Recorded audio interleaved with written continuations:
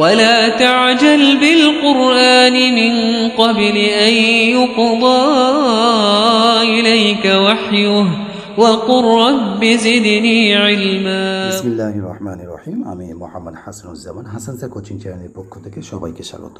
আজকের এই ভিডিওতে আমরা 2025 সালে হজ কমিটি অফ ইন্ডিয়ার পক্ষ থেকে সরকারিভাবে হজ করার যে নোটিফিকেশন এসেছে সেটা নিয়ে আলোচনা করব। তো ইতিপূর্বে বলে রাখি আপনাদের যে হজ সম্বন্ধে সমস্ত অথেন্টিক এবং হজ কমিটির সমস্ত সার্কুলার নিয়ে আলোচনা করা হয় এই চ্যানেলের মাধ্যমে। যদি আপনি হজ সম্বন্ধে আগ্রহ এবং 2025-এ হজ করতে চান তো অবশ্যই চ্যানেলটি সাবস্ক্রাইব করে রাখবেন।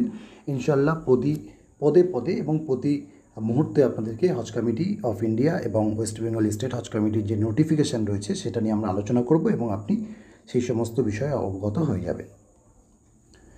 তো হজ কমিটি অফ ইন্ডিয়ার পক্ষ থেকে 2025 সালের অ্যানাউন্সমেন্ট চলে এসছে।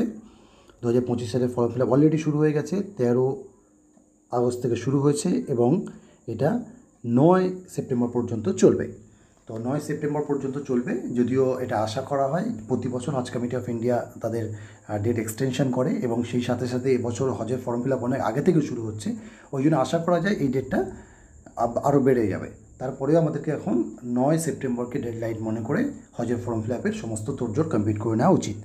হজের ফর্ম ফিল আপ করার জন্য আপনাকে হজ কমিটি অফ ইন্ডিয়ার ওয়েবসাইট, সেখানে গিয়ে আপনাকে হজের প্রথম একটা রেজিস্ট্রেশন করতে হবে।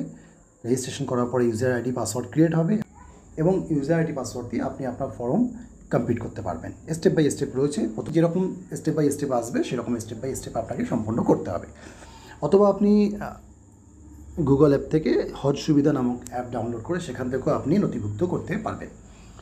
এখানে আরেকটা বিষয় আপনাদেরকে খেয়াল রাখতে হবে যে হজের জন্য পাসপোর্ট অবশ্যই জরুরি, যেখানে আপনার এক্সপায়ারি ডেট যেন 15 জানুয়ারি 2026 বা তার পরে থাকে। যদি তার আগে আপনার পাসপোর্টের এক্সপায়ারি ডেট শেষ হয়ে যাচ্ছে, অর্থাৎ 14 জানুয়ারি 2026, তাহলে সেই পাসপোর্ট নিয়ে আপনি হজ করতে পারবেন না। আপনাকে ইমিডিয়েটলি পাসপোর্ট রিইস্যু করে নিতে হবে। পাসপোর্ট ইস্যু করার জন্যে দুটো পদ্ধতি রয়েছে, একটা হচ্ছে নর্মাল বেসিসে এবং একটা হচ্ছে তৎকাল বেসিসে। আপনি চেষ্টা করবেন তৎকাল বেসিসে করার। তৎকাল বেসিসে করলে আপনাকে 1 সপ্তাহ 10 দিনের মধ্যে আপনি পাসপোর্ট হাতে পেয়ে যাবেন। তৎকালের জন্য আপনাকে এক্সট্রা 2000 টাকা দিতে হয়। মানে নর্মালি আপনার 1500 টাকা খরচা হয়, তৎকালে আপনার 3500 টাকা খরচা হয়। এবং তৎকালে আপনার জন্য সবথেকে গুরুত্বপূর্ণ বিষয় হচ্ছে এই যে আপনার যে সমস্ত ডকুমেন্ট রয়েছে সেই সমস্ত ডকুমেন্ট যেন একদম অ্যাকুরেট হয়।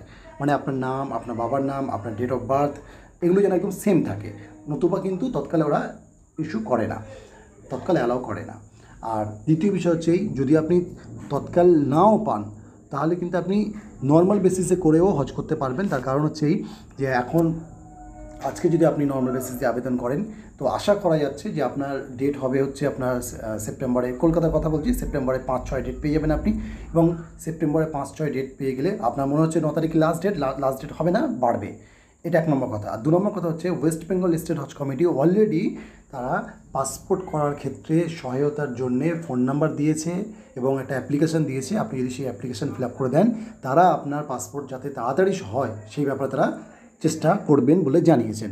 ওই জন্যে যদি কেউ 2025-এ হজ করতে যেতে চান আর তার পাসপোর্ট নেই, এমতো অবস্থায় সে যেন নিরাশ না হয়, ইমিডিয়েটলি পাসপোর্টের ফর্ম ফিল আপ করে এবং হজ কমিটি অফ ওয়েস্ট বেঙ্গলের সঙ্গে যোগাযোগ করে কীভাবে পাসপোর্ট তাড়াতাড়ি হাতে পাওয়া যায় তার জন্য সে যেন যোগাযোগ করে। আমি ফোন নাম্বার এবং সেই নোটিশ ডিসক্রিপশন বক্সে অলরেডি দিয়ে দিচ্ছি, আপনারা সেখান থেকেও চেক করে নিতে পারবেন। আশা করি এই ভিডিওটা আপনাদের জন্য ভালো লাগবে। হজ সম্বন্ধে যাবতীয় অথেন্টিক খবর পাওয়ার জন্য অবশ্যই সাথে থাকবেন, শুরু থেকে নিয়ে ফ্লাইট ছেড়ে যাওয়া পর্যন্ত। ফ্লাইট ছেড়ে যাওয়ার পরে মক্কা মদিনা থাকা সমস্ত কাজ স্টেপ বাই স্টেপ একের পর এক ইনশাআল্লাহ আপনাদের সামনে আলোচনা করতে থাকবো। ভালো থাকবেন।